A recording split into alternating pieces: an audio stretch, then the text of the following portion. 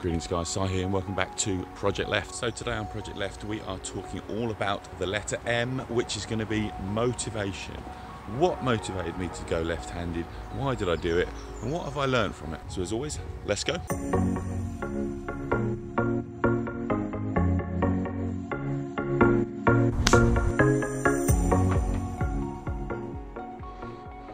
Okay, so that was a super busy Saturday. 6:30 AM start, 6:30 PM finish, and a whole load of fun in between. I did manage to sneak away to see Cameron's football presentation, which was excellent. He's had a really great first season playing football for his school team, and yeah, so good to be able to sneak out and see their medal ceremony, join in a bit of fun, and yeah, really good. Also had my junior group on a Saturday morning, which was brilliant. Had two newbies turn up to that, teaching them about loft today. We were lifting balls over bunkers and landing them softly on the green.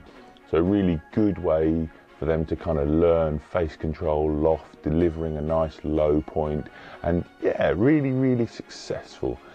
So let's quickly now chat about motivation. What was my motivation for doing Project Left? And maybe some of the things that I've learned that maybe help you to stay motivated in your golfing journeys. First of all, we have to say I am left-handed. I'm pretty much left-handed in every area of my life. All the other sports I play left-handed. And as a lot of people, I was just given right-handed clubs when I first started playing golf. I've actually become quite passionate about this. I'm certainly not forcing any golfers who are left-handed to say they have to play left-handed, but it's certainly worth considering. One of the biggest reasons as well for doing this was also to put myself in the mindset of a beginner. As a coach, I think it's important to always go back and try and empathise as much as you can with the students you're teaching. Obviously, I come into contact with a lot of beginners and a lot of junior golfers starting their golfing journeys, and I can really empathise with that frustration, that patience element that you have to have when you're a beginner. And again, it's one of those things that we always go through those cycles. Even as better players and improving golfers, there will be times when we'll go out, we'll finish around a golf and we'll be like, do I know how to play golf? You know, have I completely forgotten which end of the club to hold? Have I completely forgotten what I'm trying to do? Well, the answer, of course, is obviously no, you haven't forgotten what you're doing. You've just had a bad day. And that is one of the things in golf that we have to learn so quickly. You're going to have bad days. Write them off. It doesn't matter. It doesn't define you as a golfer. It doesn't define you as a person. So don't worry about it. Move on. I appreciate it's so easy to say and so difficult to do. And I'm a prime example of that fact that, you know, just because you say something and you know something to be true doesn't always mean that you act that way.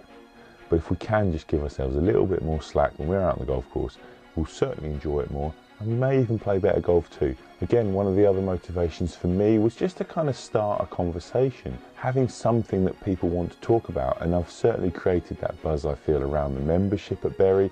There are many members that are coming up and chatting to me and asking me how Project Left's going, and that's only a good thing as a coach. If you can start that dialogue with people just so they're happy to come and talk to you, then they can get to know you, get to realise you're not a scary coach, get to see what your coaching's all about by standing in front of the camera, or sitting in this case, and talking to the camera, and just allowing people to see into your life and your personality. Then they can engage with you better and potentially would then become students in the future. It's also a good test for me for my confidence and my speaking ability and my ability to communicate, to practice talking in front of a camera. It is odd. What I see when I'm sat here really is quite scary. All these lights, all these cameras pointing at me, the background in the back, all the stuff that you have to deal with is all good for your confidence as a coach. You have to be able to communicate. And that again is one of the reasons Project Left was kind of born, and one of the reasons that Adam and I continue to try and educate, to try and better ourselves in this whole talking to the camera, talking to humans business. Probably the last, and one that I don't think I've touched on actually too much in my Project Left journey, I've always wanted to create a documentary. I've dreamt about creating a film, creating a documentary ever since I took my first pictures. I used to love writing stories as a kid, and this 3-year Project Left journey is kind of my documentary. I want to make loads of episodes over the next 2 years. I want to make sure that it's documented fully throughout the process, And then at the end of it, A, we don't know what's going to happen, which is half the fun of the journey, isn't it? And the second part is that I will hopefully be able to create something that I can then be very proud of as a body of work for something that I've done in my coaching career. So there we have it, a little bit deep there at the end, but I kind of wanted to tell you guys about it, and the end of the first year of Projectleft seems like a really good opportunity.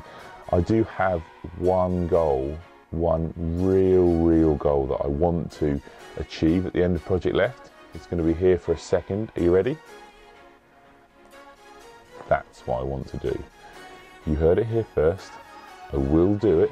I'm positive that in the next 2 years I'll get to a level where I can do that. And if that happens, I will be the happiest person ever. And that is my kind of carrot, my kind of end goal. And it would be so good if I could do that in the next year, because then I'd have to set a new target for year 3. So make sure if you do enjoy Projectleft that you have done the YouTube stuff. This one down there, this one over there, click them both, and I'll see you tomorrow for the letter N. Bye-bye.